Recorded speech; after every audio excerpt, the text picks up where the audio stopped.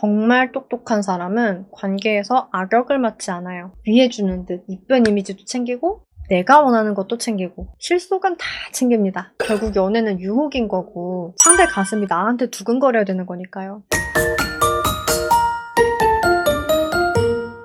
안녕하세요. 연애의 자격 대표 상담사 희원쌤입니다. 연구님들, 연장님들 반갑습니다. 오늘도 정말 딱 핵심만 짚어드릴 거예요. 나머지 궁금하신 거는 댓글에 남겨주시면 한 번씩 챙겨드릴게요. 연애에서 무조건 주도권 쥐는 법. 이 영상 보고 계신 분들은 그러면 모두 의리신 건가요?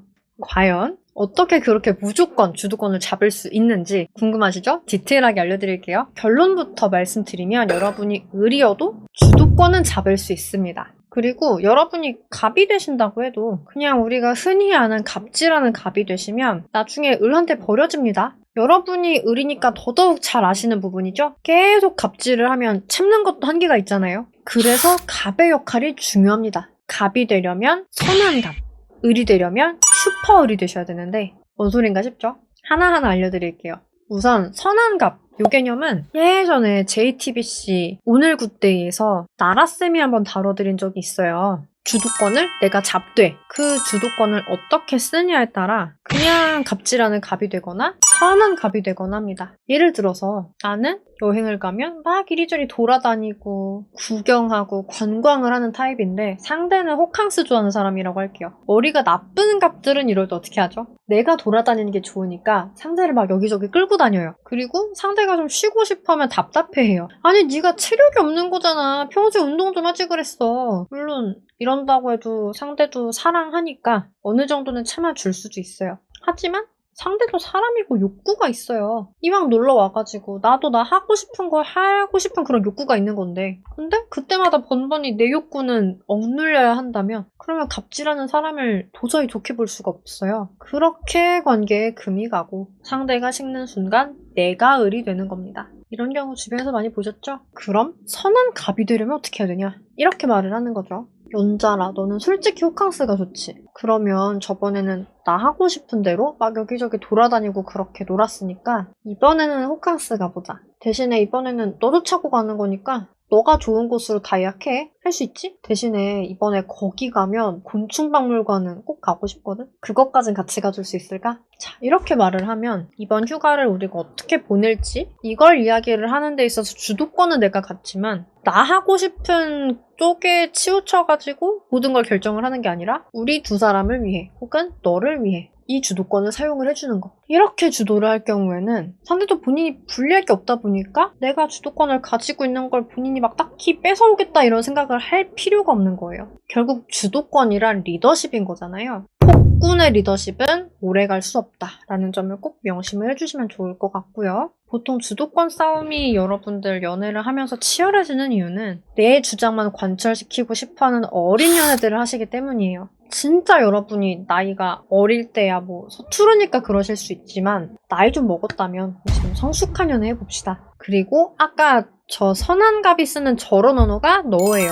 결국 너가 갑의 언어인 이유는 너의 편을 드는 것 같이 보이지만 사실상 내가 원하는 걸 주장을 하고 있기 때문이에요. 결국 완전 호캉스를 하자라는 게 아니라 우리 최소한 곤충박물관은 가자라는 거잖아요. 그리고 나중 가서는 저번엔 호캉스 갔으니까 이번엔 여기저기 돌아다니자라고 하겠죠. 내 거를 제대로 요구를 하려면 저 사람도 어느 정도는 만족을 시켜줘야 되거든요. 정말 똑똑한 사람은 관계에서 악역을 맡지 않아요. 위해주는 듯 이쁜 이미지도 챙기고 내가 원하는 것도 챙기고 실속은 다 챙깁니다. 재회를 할 때 너를 쓰는 것도 대화가 통하는 이미지도 챙기고 저 사람이 원래 같으면 안 들어줬을 내 요구사항을 은근슬쩍 한두 개씩 들어주게 만들어서 결국 재회까지 가는 거거든요. 어쨌든 선한 갑 얘기를 드렸으니까 슈퍼을 얘기도 드릴게요. 똑똑한 분들이 많이 쓰는 전략인데요. 평소에 사소한 건 다 져줍니다. 상대가 본인이 갑이라고 느끼게 만들고 그냥 원하는 대로 그냥 다 해줘요 일단. 그런데 큰 맥락을 보면 모든 건 이 슈퍼을의 뜻 뜻대로 되고 있는 거죠. 예를 들어서 상대가 철없는 취준생이고 하지만 이번 주에도 탱자탱자 놀고 싶어하고 나는 이 친구가 이번 주까지는 꼭 자소서를 완성을 했으면 좋겠다 라는 생각을 갖고 있다고 할게요. 상대가 이번 주에는 여기도 놀러가고 저기도 놀러가자 이렇게 얘기를 할 수 있어요. 자기가 원하는 포인트도 다 있을 거고요. 그러면 거기 일단은 다 호응을 해주는 거예요. 그리고 이렇게 말을 하는 거죠. 그거 다 좋다.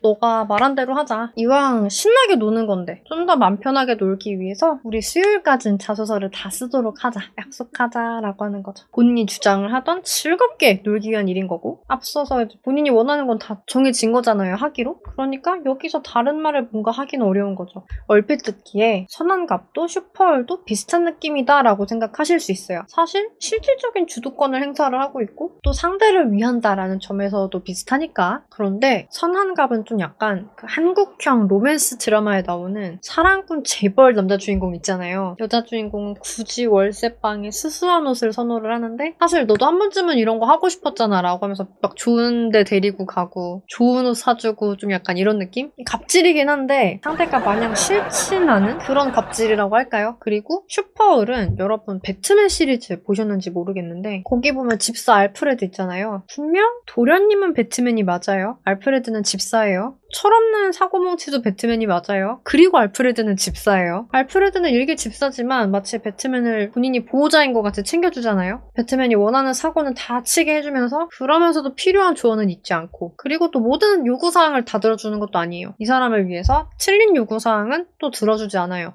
을은 을이죠. 고용인이잖아요. 근데 배트맨이 본인이 아무리 돈이 많고 막 나는 재벌이고 나는 힘도 세고 너는 집사여도 알프레드를 함부로 할 수 없어요. 오히려 의지를 하죠. 이런 느낌이라고 보시면 됩니다. 내가 을이라도 오늘 배운 거 조금씩 따라해보면서 슈퍼을이 되시면 되고 내가 만약 주도권을 주면 갑질을 할 것 같은 사람이었다 라고 하시면은 오늘 들으신 거 잘 새겨주시고 진상갑 말고 선한갑이 되셔야겠죠? 결국 연애는 유혹인 거고 상대 가슴이 나한테 두근거려야 되는 거니까요. 여러분은 선한갑이랑 슈퍼을 중에서 어느 쪽에 좀 더 본인 스타일에 잘 맞으실 것 같으세요? 저는 남자가 리드하는 걸 좋아하는 타입이라 슈퍼을이 좀 더 잘 맞는 것 같아요. 말하면서 생각을 해보니까 저랑 나라쌤 커플은 서로 선한갑, 슈퍼을 좀 이렇게 오가면서 행동하는 것 같기는 해요. 결론적으로 내가 주도권을 100% 잡는 방법은 내가 이런 전체적인 연애의 모습을 먼저 큰 그림 그리고 움직이는 거. 항상 세상은 큰 그림 그린 사람이 짜놓은 판대로 굴러가는 거니까요. 오늘 영상 보시면서 아 내가 이런 부분에서 좀 잘못했구나. 아 내가 이래서 헤어졌구나 싶으신 분들 계실 거예요. 항상 보면은 제 상황은 이런데 제가 제외를 어떻게 해야 될까요? 너어톡은 어떻게 써야 될까요? 최근에 보니까 너 특강 올리시던데 혹시 3강, 4강은 언제 올라오나요? 이런 질문들 댓글에 보이더라고요. 좀 더 빠르고 정확한 의논은 여러분 진단지 제출을 해주시면 되고요. 진단지는 고정 댓글 링크에 있어요. 보시고 상황 적어서 보내주시고 카톡 주시면 됩니다. 오늘 정말 핵심만 딱 알려드리려고 저 진짜 많이 노력했는데 어떠셨나요? 도움이 되셨기를 바라고 오늘 영상이 좋으셨다면 좋아요, 구독, 알림 설정까지 부탁드릴게요. 안녕!